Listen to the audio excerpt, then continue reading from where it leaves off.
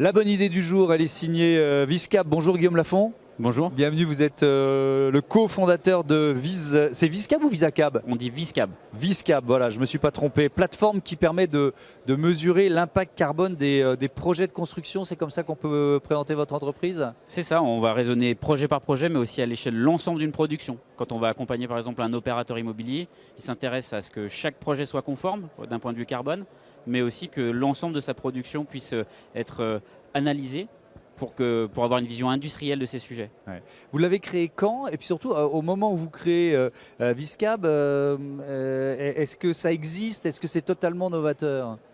On est vraiment les pionniers en France parce Ouais. qu'on a créé en 2015. Donc au début, c'était vraiment une société de recherche et de développement puisque Thomas Jussel, mon associé cofondateur, est chercheur sur ces sujets-là.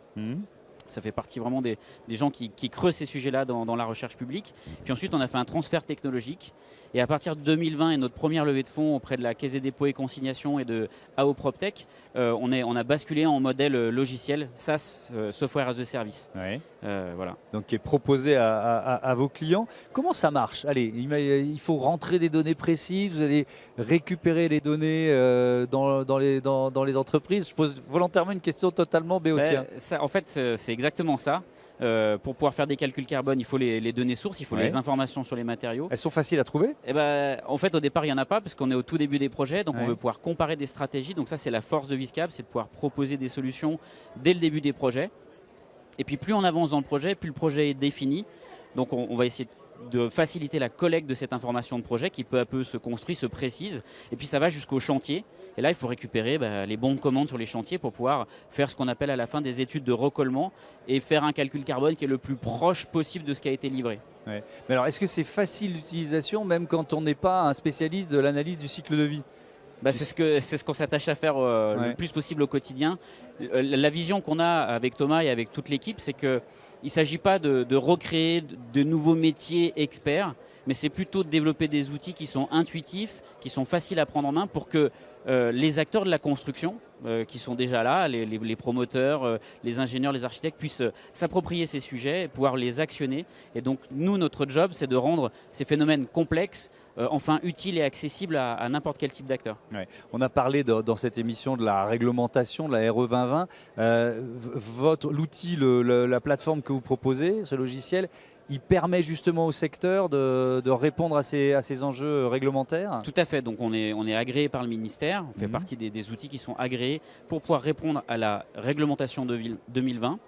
La réglementation 2020, c'est la transcription française d'une directive européenne qui s'appelle Energy Performance Building Directive et qui prévoit que partout en Europe, dans l'Union des 27, à horizon 2028, il y aura des règlements similaires à la RE 2020. Donc vous voyez, on n'a pas imaginé Viscap comme une société franco-française, mais comme une société internationale. Donc on a opéré une levée de fonds auprès d'un pool d'investisseurs internationaux justement pour que l'expertise française, parce que nous sommes en avance sur ces sujets-là, la France est le premier pays au monde à avoir généralisé ces calculs carbone pour chaque mètre carré de construction à livrer, et que l'expertise française, grâce à cette avance, puisse s'exporter.